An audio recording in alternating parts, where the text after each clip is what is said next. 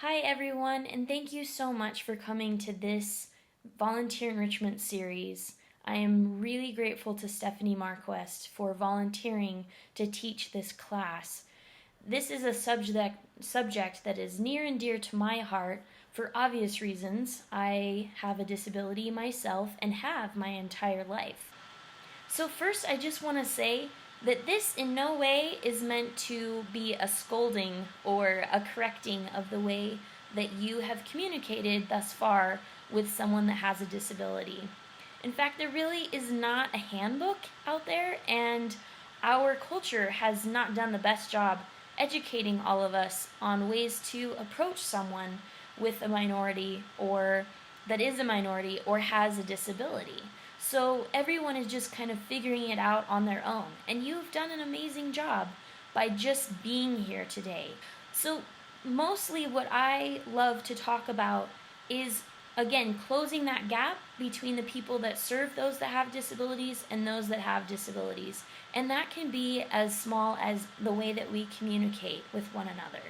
So the whole point is to bring us together and find commonality.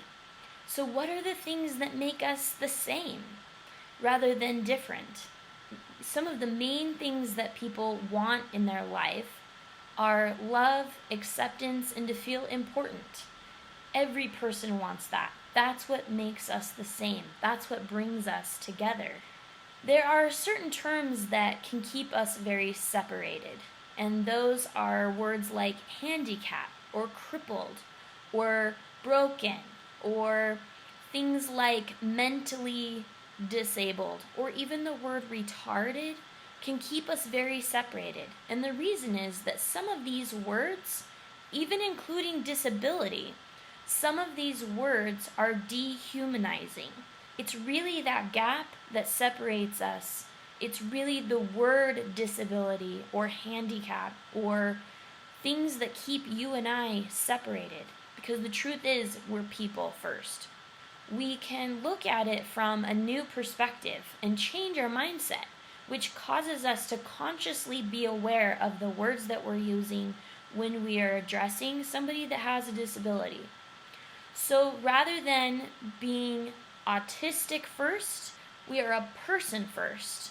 I'm a human being first. I have a name, and I have my own passions and desires, just like you. In fact, I'm just like you. The difference is that I adapt to this walking world. A myth that I would like to debunk is that I am confined to my wheelchair. The truth is, I am not. I have many ways of getting around on this walking earth, and one of them is using my wheelchair, which is fabulous. Another way is using my monoski, and that's how I get around on the mountain when I go skiing.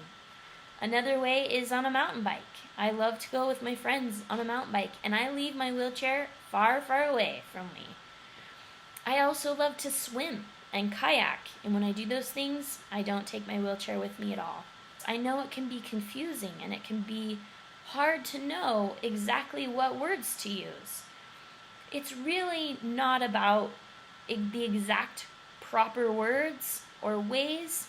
It's just really about how can you express yourself in a way that's going to connect you and I together? What is a way that we can shorten or close that gap between yourself and I? Expectation can be the difference between learned helplessness and empowerment. What we want to do is empower our riders. Learned helplessness and disability is when someone is continually told that they won't amount to anything, or that their life is so pathetic that people feel sorry for them. It's being told constantly that you need someone else all the time to help you because you are helpless. And this expresses itself sometimes unintentionally with your words or even your body language. This is prominent in our culture as people with disabilities. We have a history of being marginalized, segregated, separated from our communities. And we begin to have these feelings, this felt experience, that we really don't have anything to contribute. We can close the gap of separation between us by using our imagination to have a new expectation for this relationship that you have with your rider. J.K. Rowling, the author of the Harry Potter series, said that our greatest tool is our imagination. We can empathize with someone else by using our imaginations. We may not know exactly what a person is going through, but we can imagine it. Rather than just thinking, I'm helping you and you aren't helping me in any way, it's just a one-way street, we can have a new thought consciousness that we are affecting one another.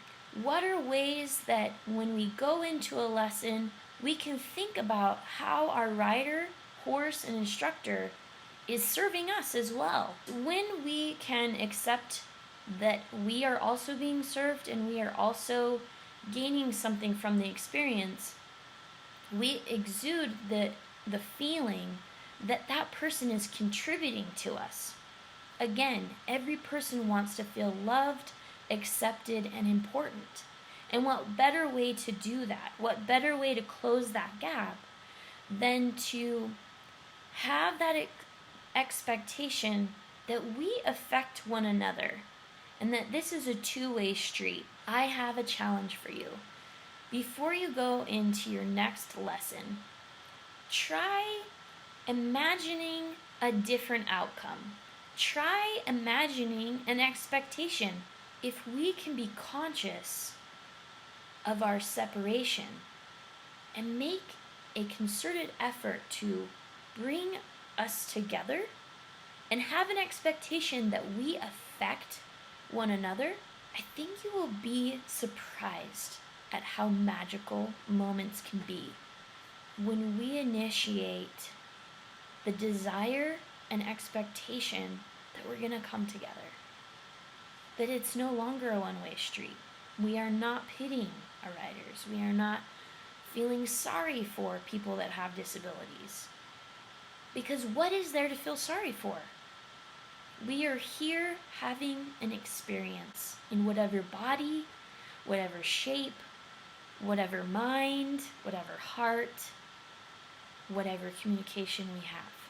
It is a magical thing when we can come together with our very different outlooks and perspectives and share that with one another and affect each other's lives.